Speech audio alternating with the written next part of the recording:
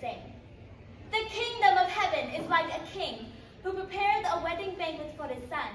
He sent his servants to those who had been invited to the banquet to tell them to come, but they refused to come. Then he sent some more servants and said, 'Tell those who have been invited that I have prepared my dinner.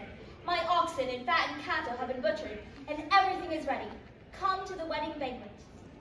But they paid no attention and went off. One to his field, another to his business. The rest seized his servants, mistreated them, and killed them. The king was enraged. He sent his army and destroyed those murderers and burned their city. Then he said to his servants, 'The wedding banquet is ready, but those I invited did not deserve to come. So go to the street corners and invite to the banquet anyone you find.' So the servants went out into the streets and gathered all the people they could find, the bad as well as the good, and the wedding hall was filled with guests. But when the king came in to see the guests, he noticed a man there who was not wearing wedding clothes. He asked, 'How did you get in here without wedding clothes, friend?'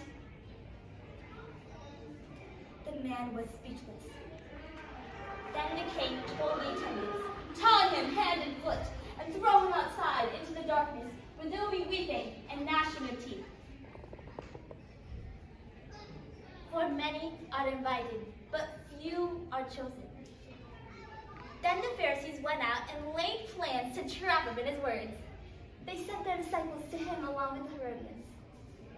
"Teacher," they said, "we know that you are a man of integrity, and that you teach the way of God in accordance with the truth.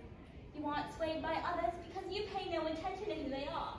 Tell us then, what is your opinion? Is it right to pay the imperial tax to Caesar or not?" But Jesus, knowing their evil intent, said, "You hypocrites, why are you trying to trap me? Show me the coin used for paying the tax."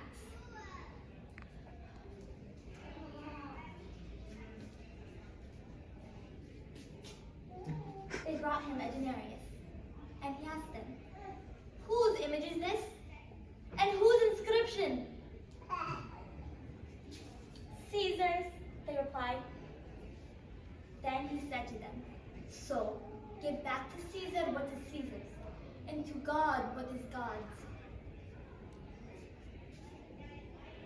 When they heard this, they were amazed. So they left him and went away. That same day, the Sadducees, who say there is no resurrection, came to him with a question.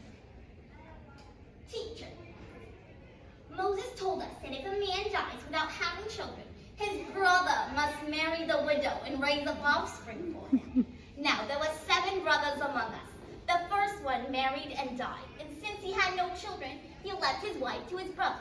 The same thing happened to the second and third brother, right on down to the 7th. Finally, the woman died. Now then, at the resurrection, whose wife will she be of the 7, since all of them were married to her?" Jesus replied, "You are in error, because you do not know the scriptures or the power of God. At the resurrection, people will neither marry nor be given in marriage. They will be like angels in heaven. But about the resurrection of the dead, have you not read what God said to you? 'I am the God of Abraham, the God of Isaac, and the God of Jacob.' He is not the God of the dead, but of the living." When the crowds heard this, they were astonished